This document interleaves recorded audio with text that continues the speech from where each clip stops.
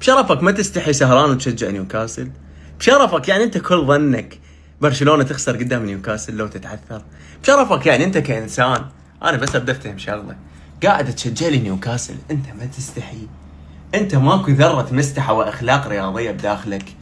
لا والله، المستحى وين والخجل وين والروح الرياضية وين؟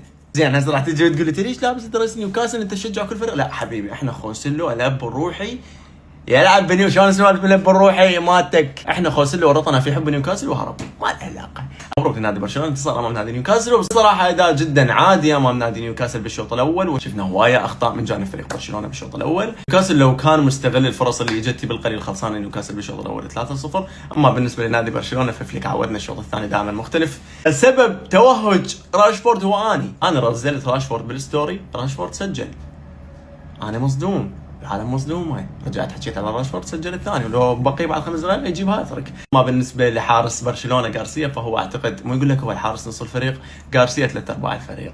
مبروك لنادي برشلونه، ليله جميله وليله سعيده.